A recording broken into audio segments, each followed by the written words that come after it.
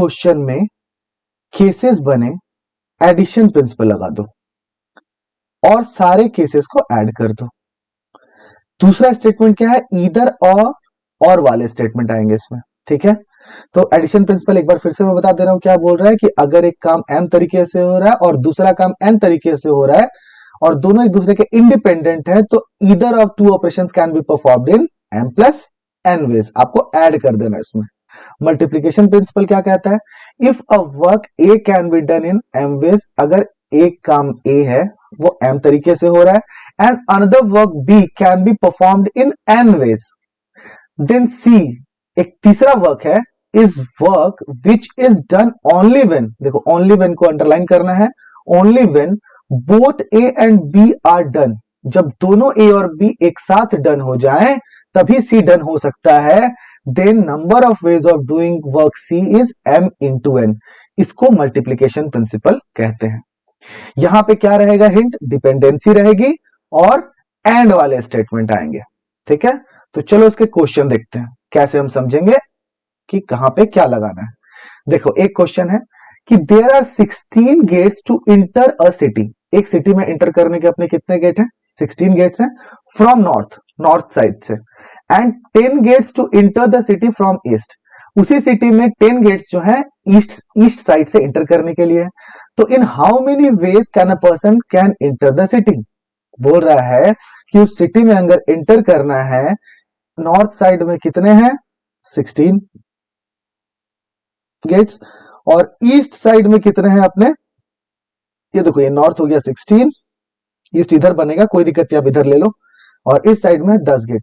किसी एक आदमी को इस सिटी में एंटर करना है तो वो किसी भी साइड से एंटर कर सकता है ना, इसमें कोई डिपेंडेंसी है नहीं, ये इधर से भी एंटर कर सकता है या फिर इधर से भी, देखो इधर भी आ गया ना इस स्टेटमेंट में, ठीक है। आप खुद से देख लो कि या तो ये इधर से एंटर कर सकता है, इधर इधर से या फिर इधर से, तो कितना हो जाएगा 16 प्लस 10 दैट इज 26 वेज हैं उसके पास सिटी में अंदर आने के लिए, ठीक। अब इसी तरह सेकंड एग्जांपल लो आप, क्या लिखा हुआ है, अ सिटी हैज 12 गेट्स, एक सिटी में 12 गेट्स है, ठीक। ऐसे गेट्स कितने हैं total 12, in how many ways can a person enter the city through one gate and comes out through a different gate. ये देखो यहां पे फिर आपके साथ खेल कर दिया, क्या हुआ कि यहां पे सपोज करो आप 12 गेट्स हैं, इधर भी 12 बना लेता हूं मैं समझाने के लिए ऐसा कर रहा हूं, आपको ऐसा नहीं करना है। क्या हो रहा है कि अगर आदमी इस गेट से घुसा तो उसके पास 1 नंबर गेट है, सपोज करो ये 2 नंबर, ये 3 नंबर, ये 4 नंबर, ऐसे से करके 12, सेम इसका कॉपी लिखा है इधर 1 2 3 4 5 6 12। ये अगर 1 से इंटर किया तो क्या इसके पास 1 से निकलने का ऑप्शन है, नहीं, ये 2 से लेके 12 तक किसी भी नंबर से निकल सकता है, दैट मींस पहले वाले के लिए इसके पास कितने ऑप्शन है 11, दूसरे वाले के लिए भी इसके पास 2 से अगर आया तो 2 से जा सकता है, नहीं, बचे हुए कितने ऑप्शन इसके पास 11, ऐसे करके सब 12th के लिए टोटल कितने ऑप्शंस हो जाएंगे मेरे पास 11 हर नंबर के लिए।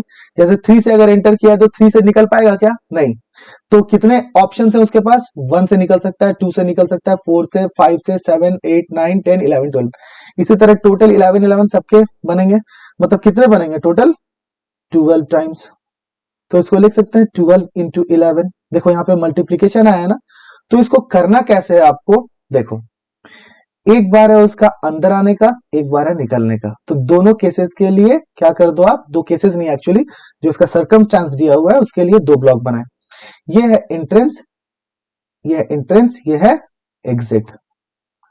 तो एंट्रेंस होने के लिए उसके पास कितने ऑप्शन है 12, लेकिन एग्जिट होने के लिए उसके पास कितने ऑप्शन है, 12 में से एक कम हो गया ना ऑप्शन, मतलब जिस गेट से वो एंटर हुआ है, एंटर होने के लिए उसके पास, उसने देखा ऐसे, अच्छा मेरे पास 12 ऑप्शन है, 12 गेट है, इधर से मैं एंटर होता हूं। अब वो जैसे उस रूम के अंदर आके जाके देखता है, उसको देखता है कि अब ये तो जिस गेट से हम एंटर किए थे वो तो बंद हो गया मेरे लिए, अब मेरे पास बचे हुए गेट्स कितने हैं 11, तो उसके पास एग्जिट होने के लिए कितने रास्ते बचेंगे 11, दैट इज 12 इंटू 11, ठीक है। समझ में आया क्या करना है, तो इसका आंसर हो गया 12 1 12, 12 1 12 and 30, 132 number of veg. I hope आपको इस 2 एग्जांपल से समझ में आया होगा। कहां पे एडिशन प्रिंसिपल लगेगा, यहाँ पे एडिशन बना, क्यों, क्योंकि यहाँ पे इंडिपेंडेंट थे, बट यहाँ पे डिपेंडेंसी थी, जिस गेट से आएगा उस गेट से नहीं जा सकता, दोनों स्टेटमेंट में डिपेंडेंसी है, ठीक है, चलो आगे क्वेश्चन करते हैं, समझ में आएगा कि कहां पे इनको कैसे अप्लाई करना है। आ जाओ। लिख रहा है how many three letter words can be formed using A B C D E if repetition is not allowed, second repetition is allowed. तो चलो मैं ए नंबर क्वेश्चन आपको करके दिखाता हूं। कितने लेटर्स वर्ड बनाने हैं? Three letters. तो सबसे पहले आप तीन ब्लॉक बना दो, ठीक है। ये हो गया सर्कमस्टांसेस, मतलब तीन लेटर वर्ड बनाने हैं, तीन लेटर्स आप ऐसे लिख दो। अच्छा, पहले लेटर पे, पहले जगह के पास कितना ऑप्शन है, कितने लेटर से मेरे को बनाना है? A B C D and E. तो पहले वाले जगह पे ए भी आ सकता है, बी भी आ सकता है, सी भी आ सकता है, डी भी आ सकता है, ई भी आ सकता है। तो पहले वाले लेटर पे, पहले वाले प्लेस पे कितना ऑप्शन? फाइव लिखा, ध्यान से देखो। नेक्स्ट वाले पे कितना बनेगा, कितने ऑप्शंस होंगे? इसमें एक लेटर आ चुका है ना, फाइव लेटर्स में से कोई भी एक लेटर यहां पे आ चुका है, तो बचे हुए ऑप्शंस कितने बचेंगे? चार। तो इसके पास ऑप्शंस हुए चार। इसी तरह सिमिलरली इसके पास ऑप्शंस कितने हुए? तीन। ठीक है, अब इसमें मल्टीप्लीकेशन करेंगे। क्यों करेंगे? क्योंकि भैया ये तीन लेटर वर्ड्स बनाने हैं ना, आपने एक लेटर बैठाया, अब जिस लेटर को बैठाया वो लेटर यहां नहीं बैठ सकता, रिपीटेशन नॉट अलाउड है। तो इस पे ये डिपेंड कर रहा है, इस पे ये डिपेंड कर रहा है, क्योंकि थ्री लेटर वर्ड्स हैं, तो तीनों जो लेटर्स है वो आपस में डिपेंड हो रहा है, तब ना वर्ड्स बन रहा है। ठीक है, तो यहाँ पे मल्टीप्लीकेशन प्रिंसिपल लगेगा, 5 into 4 into 3, 5 4 20 into 3 that is 60। यह है ए नंबर का आंसर। बी नंबर का आंसर क्या है? Repetition is allowed. Actually repetition क्या होता है देखो, अगर मैं दूं तो ऐसे वर्ड्स भी बन सकते हैं मेरे ए, ऐसे भी बन सकता है मेरा बी। ठीक है, तो इसको बोलते हैं ए, ऐसा नहीं, ये वर्ड्स में मैंने कॉमा दे दिया, ये बन सकता है बी, ऐसे बन सकता है ए, ये भी बन सकता है, सॉरी ये बन सकता है सी। तो ये रिपीटेशन है, बट यहाँ पे रिपीटेशन नहीं हो पा रहा था, यहाँ बन रहा था A B C, B C D, ऐसे बन रहा था यहाँ पे इस वाले में। ठीक है, तो सेकंड नंबर क्वेश्चन में देखो रिपीटेशन अलाउड है। आप क्या करो, तीन ब्लॉक बनाओ। पहले वाले के पास कितना ऑप्शन? कोई भी एक आके बैठा, मतलब फाइव। सेकंड वाले के पास भी कोई भी बैठ सकता है, क्योंकि ऐसा तो नहीं है कि जो पहले बैठा है ए, तो यहाँ ए यहाँ पे नहीं बैठ सकता, बिल्कुल बैठ सकता है, क्योंकि रिपीटेशन अलाउड है। तो यहाँ फाइव, यहाँ पे भी बैठने का फाइव वेज, यहाँ पे बैठने का फाइव वेज, तीनों को मल्टीप्लाई कर दो, कितना हो गया? 125 वेज। आपको हो सकता है समझ में आ गया हो। चलो नेक्स्ट क्वेश्चन, नहीं समझ में आया तो बने रहो, नेक्स्ट क्वेश्चन में समझ में बिल्कुल आएगा। लिखा हुआ है how many and digits number can be formed using digit 1 2 3 4 5 without any repetition. देखो रिपीटेशन नहीं होना चाहिए, मतलब ऐसे नंबर्स नहीं बनने चाहिए, 1 1 1 1 1 2 2 2 2 2 ऐसे नंबर्स नहीं बनने चाहिए। ठीक है, रिपीटेशन नॉट अलाउड। बोल रहा है एन इक्वल टू 5, मतलब हमको कितने डिजिट के नंबर बनाने हैं? पहले 5 डिजिट के नंबर। तो कितने ब्लॉक बना देंगे हम इधर? 5, 1 2 3 4 5। ठीक है, तो पहले वाले ब्लॉक में कितने नंबर्स आ सकते हैं, मतलब कितने नंबर ऑफ वेज हैं? कोई भी लेटर, कोई भी नंबर आ सकता है, 1 भी आ सकता है, 2 भी आ सकता है, 3 भी, 4 भी, 5 भी। दैट मीन्स इसके पास 5 वेज, दूसरे के पास 4। समझ में आ रहा है? अगर एक कोई भी डिजिट यहां चला गया तो बचे हुए डिजिट कितने होंगे? 4, इसके पास 4। अब दो डिजिट ऑक्युपाई कर गया प्लेस, बचे हुए कितने होंगे? 3। इसमें से ऑप्शन में से कितने ऑप्शन बचे होंगे? 3। इसके पास 3 ऑप्शन, इसके पास 2 ऑप्शन, इसके पास 1 ऑप्शन। तो इसको 5 इंटू 4 इंटू 3 इंटू 2 इंटू 1, इसको मैं क्या लिख सकता हूं? इसका आंसर 5 फैक्टोरियल। आप मल्टीप्लाई करके लिख दो इसको। ठीक है, नेक्स्ट, अगर एन मेरा 3 है, मतलब अब हमको 3 डिजिट्स नंबर बनाना है, तो कितना ब्लॉक बनाया मैंने? 3। पहले वाले ब्लॉक के पास कितना ऑप्शन? 5। कोई भी 5 डिजिट में से एक भी डिजिट आ सकता है, दैट मीन्स यहाँ पे 5। उसके बाद नेक्स्ट वाला के पास कितना ऑप्शन बचेगा? कोई एक डिजिट यहाँ ऑक्युपाई कर चुका है, तो बचेगा 4, तो यहाँ पे आ गया 4।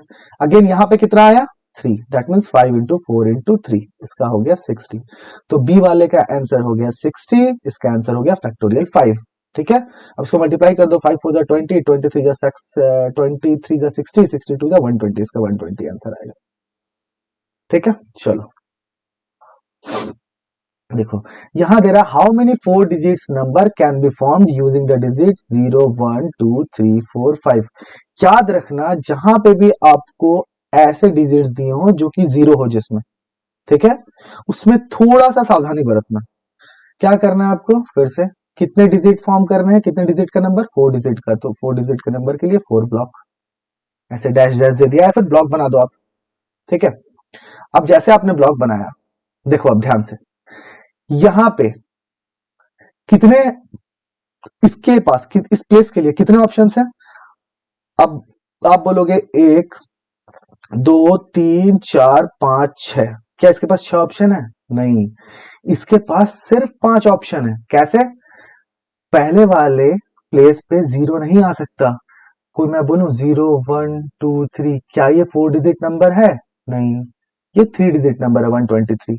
अगर मैं ऐसे दे दूं 1230, क्या ये फोर डिजिट नंबर है? हाँ बिल्कुल। अगर मैं दे दूं 1023, क्या ये फोर डिजिट नंबर है? बिल्कुल। जीरो फर्स्ट प्लेस पे छोड़ के बाकी कहीं पे भी आ सकता है, बस फर्स्ट प्लेस पे नहीं आना चाहिए। फोर डिजिट नंबर बनाना है तो, या फाइव डिजिट नंबर बनाना होगा तो भी जीरो फर्स्ट प्लेस पे नहीं आएगा। ठीक है, तो जीरो को आप क्या कर दो? हाइड कर दो।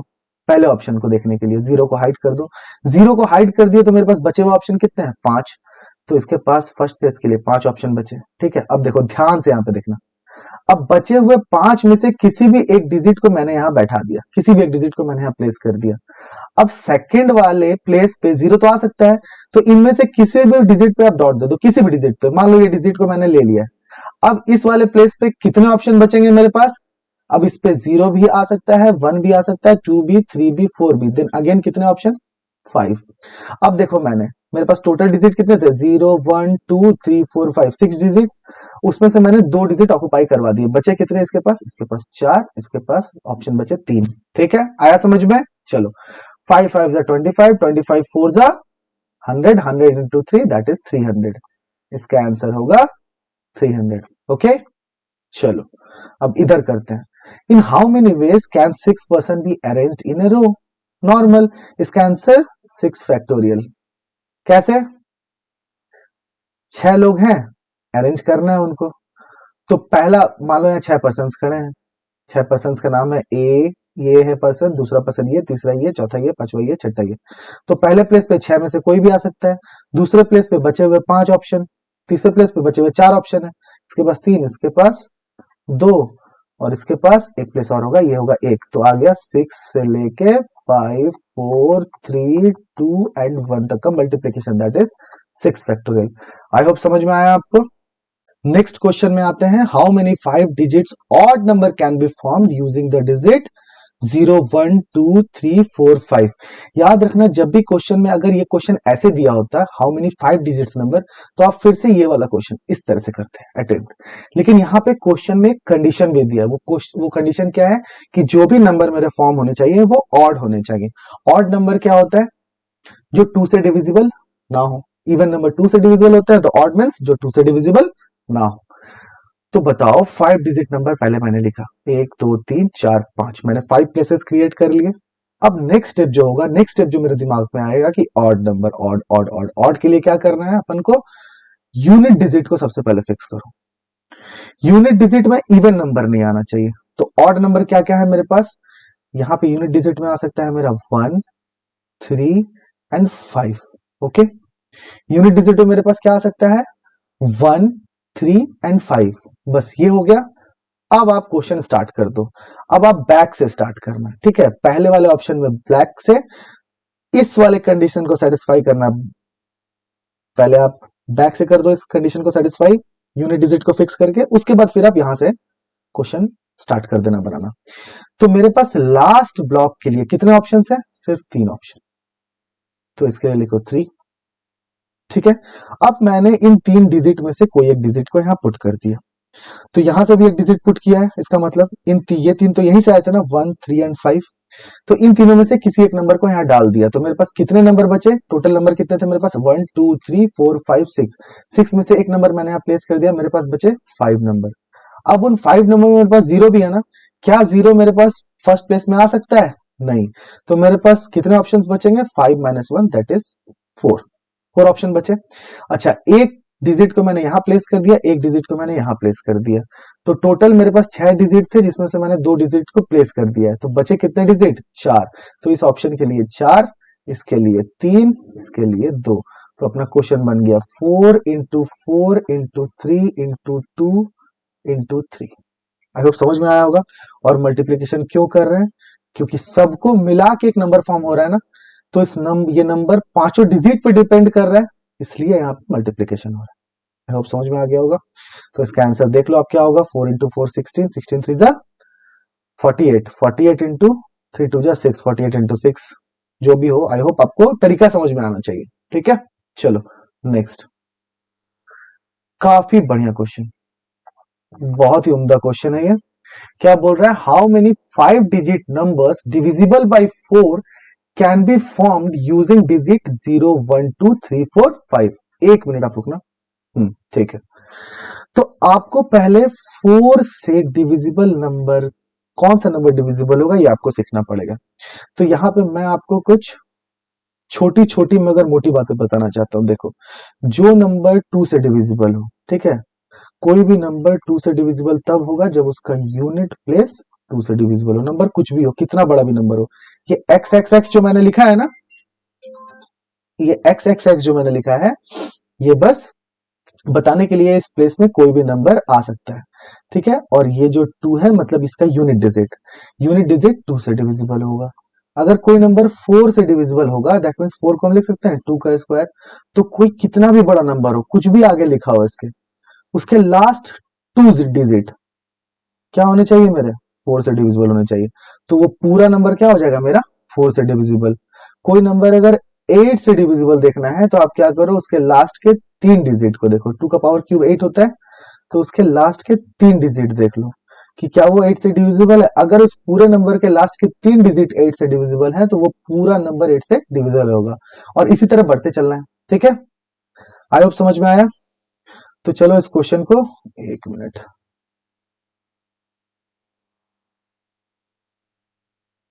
तो इस क्वेश्चन को करते हैं। देखो, how many 5 digits number is divisible by 4 can be formed using the digit 0 1 2 3 4 5। तो यहाँ पे 0 आ रहा है ना। अब क्या करना है, 4 से डिविजिबल होने के लिए कोई भी 5 डिजिट नंबर के लास्ट के 2 डिजिट 4 से डिविजिबल होने चाहिए। तो सबसे पहले इन सब नंबर्स को मिला के दो दो नंबर फॉर्म करो, 2 डिजिट का नंबर जो कि 4 से डिविजिबल हो। तो पहला नंबर होगा 4, दैट इज 0 4। देखो 0 भी है और 4 भी है ना। दूसरा नंबर होगा 8, तो नहीं है, चलो 12 हो जाएगा, 1 और 2 मिला के 12। उसके बाद क्या हो जाएगा, 16 तो है नहीं, 20 हो जाएगा। 20 के बाद 24 हो जाएगा। 28 है नहीं, दैट इज 32 हो जाएगा। 36 है नहीं, 40 हो जाएगा। 44 है नहीं, 48 है नहीं, 52 हो जाएगा। इतने सारे नंबर्स है जो कि मेरे क्या है, 4 से डिविजिबल है। अब यहां पे ध्यान से देखना, इस क्वेश्चन में दोनों का मल्टीप्लीकेशन और एडिशन दोनों का यूज है। कैसे दिखाता हूं मैं, इसमें केसेस बनेंगे। क्या करना है आपको, जितने भी 0 वाले नंबर्स हैं, ये और ये, इसका एक केस बनाओ, केस 1। केस 1 में रख लो आप 0 4 कॉमा 2 0 कॉमा 4 0। आपको समझ में आएगा मैं क्यों रख रहा हूं। और केस 2 आप बनाओ बाकी बचे हुए number, that is 12 24 32 and 52। Okay, तो आप 5 डिजिट नंबर बनाना है। अब देखो, 5 डिजिट नंबर में लास्ट के 2 प्लेस, इन तीनों नंबर्स में से कुछ भी नंबर आ सकता है ना। अब इन दोनों को एक जैसा ट्रीट करो, क्योंकि ये दोनों एक साथ इस प्लेस पे आएंगे ना। हमको डिविजिबिलिटी रूल चेक करना है किसका, 4 से। तो या तो इस प्लेस पे 0 4 आ सकता है, या तो 2 0 आ सकता है, या तो 4 0 आ सकता है। मतलब इस प्लेस के लिए कितने ऑप्शन है मेरे पास, 3। ये दो प्लेसेस के लिए मेरे पास कितने ऑप्शन है, 3। ठीक है, अब यहां पे मेरे नंबर्स क्या कहते हैं, फिर से मैं लिख दे रहा हूं, 0 1 2 3 4 एंड 5। देखो 0 हर कंडीशन में आ रहा है ना। अगर 0 4 आ गया तो भी 0 यूज हो गया, 2 0 आ गया तो भी 0 यूज हो गया, 4 0 आ गया तो भी 0 यूज हो गया। तो मैंने यहाँ पे 2 डिजिट यूज कर लिया, एक तो 0 यूज कर रहा है, एक इनमें से कोई एक डिजिट, या तो 2 या तो 4, ये डिजिट यूज कर रहा हूं। तो यहाँ पे मैंने क्या किया, 2 डिजिट को बैठा लिया। उसमें से 0 तो मेरा यूज हो चुका है। तो मेरे पास टोटल ऑप्शन थे 6, जिसमें से मैंने 2 को यूज कर लिया है, जिसमें से 0 भी था। अब फर्स्ट प्लेस का मेरे पास टेंशन खत्म। फर्स्ट प्लेस पे 0 आएगा नहीं आएगा वो नहीं देखना है। क्यों किया मैंने 0 को अलग, समझ में आया। यहाँ पे केसेस इसलिए बना रहा हूं कि 4 से डिविजिबल इतने सारे नंबर हो सकते थे। अब किसी के दिमाग में ये चल रहा होगा कि यहाँ पे 1 2 3 और इसके पास 4 5 6 7, यहाँ पे 7 ऑप्शन क्यों नहीं हुए। बिल्कुल हो सकते थे, लेकिन हमको नहीं पता ना कि उन 7 ऑप्शन में 0 यूज हो चुका है। इस तरीके इन तीनों में से कोई एक नंबर होगा या इधर से एक नंबर होगा। अगर इधर से एक नंबर होता दैट मीन जीरो यूज नहीं हुआ होता, तो फर्स्ट वाले प्लेस के लिए कम ऑप्शन बचते। और यहां पे क्या है, जीरो यूज हो चुका है। अब जीरो यूज हो चुका है तो क्या हो गया, मेरे पास दो नंबर्स कोई भी यूज हो चुके हैं। मेरे पास टोटल थे 6 नंबर्स, जिसमें से दो नंबर यूज कर लिए, तो मेरे पास बचे कितने, 4 नंबर।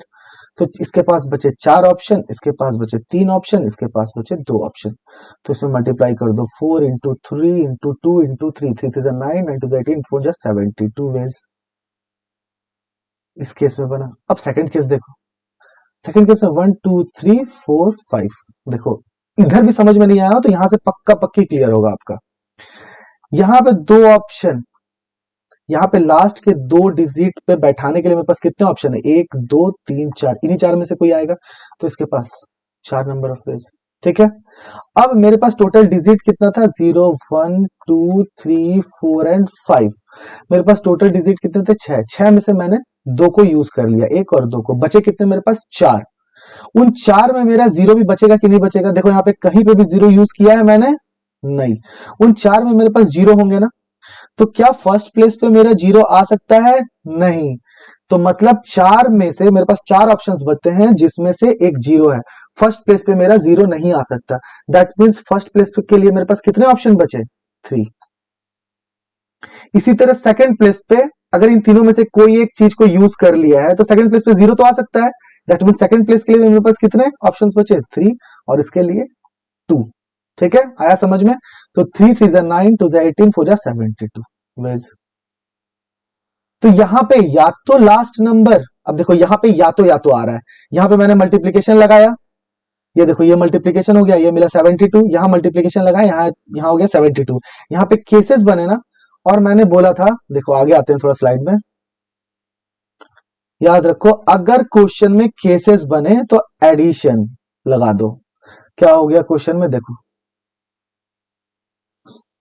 यहां तो मैंने मल्टीप्लीकेशन लगाया, जब यूनिट डिजिट या तो 04 आएगा या तो 20 या तो 40, नहीं तो यूनिट डिजिट 1 2 24 32 या 52 भी आ सकता है, तो हमको पता तो नहीं है। तो अब क्या करना है, केस 1 प्लस केस 2 कर देना है। अब आई होप आपको समझ में आ गया होगा, दैट इज 72 इधर से plus 72, that is 144 number of ways बनेंगे। आई होप समझ में आया। क्यों प्लस किए, क्योंकि 04 आया, 20 आया, 40 आया, उससे मैंने एक केस बना लिया। दूसरा केस या तो ये हो सकता है, 12 आ सकता है, 24 32 52, तो अगर 12 24 32 52 आएगा तो 72 वेज, या फिर 404 20 40 आएगा तो 72 वेज। ठीक है, तो दोनों अलग अलग है, दोनों को कंबाइन कर दिया, क्या कर दिया, 144 वेज हो सकते हैं। ठीक है, क्यों जीरो को अलग किया था, ये भी आई होप समझ में आ गया होगा, क्योंकि जीरो को जब अलग कर ले रहे थे तो फर्स्ट ऑप्शन के लिए मेरे पास कितने ऑप्शंस बच रहे थे, 4। लेकिन जीरो को जब हम यहां देखो, यहां पे जीरो को मैंने इंक्लूड नहीं किया था, तो फर्स्ट वाले प्लेस के लिए मेरे पास 3 ऑप्शन बच रहे थे। तो इसलिए जीरो को अलग से ट्रीट करो, जीरो वाले नंबर्स को अलग, नॉन जीरो नंबर को अलग। जीरो वाले नंबर से केसेस निकाल लिया, नॉन जीरो वाले से केसेस निकाल दिया, फिर दोनों को ऐड कर दिया। ठीक है, चलो लास्ट क्वेश्चन आज के इस वीडियो सेशन का, बोल रहा है कि how many 6 digit numbers is divisible by 25। Again 5 से जो नंबर डिविजिबल होगा उसके यूनिट डिजिट होगा या तो 0 या तो 5। इसी तरह अगर 5 का स्क्वायर दैट इज 25 से डिविजिबल हो देखना है तो लास्ट के 2 डिजिट को देखो।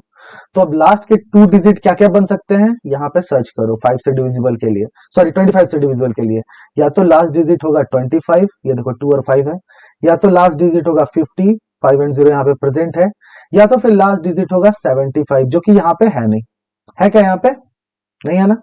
चलो तो ये तो बन नहीं सकता, क्योंकि मेरे पास गिवन ऑप्शन है 0 1 2 3 4 एंड 5। तो लास्ट नंबर या तो 25 होगा या तो फिर 50 होगा। 6 डिजिट पहले बना लो, 1 2 3 4 5 6। ठीक है, तो अब 25 वाले को अलग, 50 वाले को अगर लास्ट नंबर मेरा 25 हुआ तो 25 होने का एक ही ऑप्शन ना। देखो 25 का केस 1, इसको भी केस की तरह सॉल्व करें। केस 1 जब लास्ट डिजिट मेरा 25 हो, और केस 2 जब लास्ट डिजिट मेरा 50 हो। क्यों, क्योंकि इसमें 0 आ गया ना, तो 0 को मैं अलग ट्रीट करके बना रहा हूं। तो केस 1 लास्ट डिजिट जब 25 होगा तो मैंने 6 नंबर्स में से 1 2 3 4 5 6 नंबर्स मैंने 2 नंबर यूज कर लिए ना। तो बचे कितने मेरे पास, 4। 4 में से 0 नहीं आ सकता फर्स्ट प्लेस पे, दैट मीन्स इसके पास भी 3, इसके पास भी 3, इसके पास 2, इसके पास 1। समझ में आया? 4 में से मैंने 2 डिजिट यहां यूज कर लिए, मेरे पास बचे 4 डिजिट, जिसमें से 0 नहीं आ सकता फर्स्ट प्लेस पे, मतलब फर्स्ट प्लेस के लिए 3 ऑप्शन। उसके बाद एक यूज कर लिया इन तीनों में से, फिर सेकंड प्लेस पे तो 0 आ सकता है, इसके लिए 3 ऑप्शन, फिर इसके लिए 2 और इसके लिए 1। ठीक है, तो 3 3 जा 9 2 जा 18, इससे बना 18। अब लास्ट डिजिट में अगर मेरा 50 आ जाए, 6 नंबर है इसमें मेरा 50 आ जाए, तो मैंने 2 नंबर्स यूज कर लिए, बचे कितने नंबर मेरे पास? 4। तो पहले वाले में 4 आ सकता है, इसमें 3, इसमें 2, इसमें 1 और इसके लिए 1 था ही। तो 4 3 जा 12 2 जा 24। तो 24 प्लस 18 केसेस बने, ऐड कर दो। 18 प्लस 24 दैट इज कितना हो गया? 8 4 12, 2 1 3 1 4, 42 वेज। आई होप आपको समझ में आया होगा। चलो ओके, आज का सेशन यहीं तक। अगर आपको अच्छा लग रहा है सीरीज, ऐसे ही मैं आगे आपको सारे क्वेश्चंस धीरे धीरे धीरे करके लेवल बढ़ाते रहूंगा। और अगर आपको ये चैनल अच्छा लगता है तो please subscribe, like, share. Okay, bye bye, good night. Important होने वाली है क्लास 11 के लिए, जेई मेंस के लिए, एनडीए के लिए। ठीक है, इसमें बहुत सारे क्वेश्चंस लिए हैं मैंने, तो आइए देखिए आज आप क्या सीखने मिलेगा आपको। चलिए, तो आज फंडामेंटल प्रिंसिपल ऑफ काउंटिंग है इसमें हमारा। नेक्स्ट इससे रिलेटेड 2 क्वेश्चंस, जिससे आपका क्लियरिटी आए कॉन्सेप्ट में कि क्या होता है फंडामेंटल प्रिंसिपल ऑफ काउंटिंग, कहां पे मल्टीप्लिकेशन प्रिंसिपल लगाते हैं, कहां पे एडिशन प्रिंसिपल लगाते हैं। यहाँ पे कुछ क्वेश्चंस लिया है, और ये लास्ट क्वेश्चन, ये काफी बेस्ट क्वेश्चन होगा। ठीक है, तो बने रहिए। चलिए स्टार्ट करते हैं अपना लेक्चर, आइए समझते हैं। तो ये मेरा नाम जानते ही हो गया आप। चलो, फंडामेंटल प्रिंसिपल ऑफ काउंटिंग। तो फंडामेंटल प्रिंसिपल ऑफ काउंटिंग कितने प्रिंसिपल्स हैं इसके? 2 प्रिंसिपल्स हैं, एक है एडिशन प्रिंसिपल और एक है मल्टीप्लिकेशन प्रिंसिपल। इतना कंफ्यूज नहीं होना है, जो भी आपको वर्ड्स में दिया हो मैं उसको जनरली मैथमेटिकल टर्म में समझा दूंगा आपको। एडिशन प्रिंसिपल क्या है, एक बार चलो इससे गो थ्रू हो जाते हैं। If a work can be done in m different ways, एक काम अगर m डिफरेंट वेज से किया जाता है, and another work which is independent of the first, देखो इंडिपेंडेंट मैंने डार्क किया है, इसका मतलब कुछ मीनिंग है इसका। Which is independent of first work can be done in n number of veg, then either of the 2 operations can be performed in m plus n ways।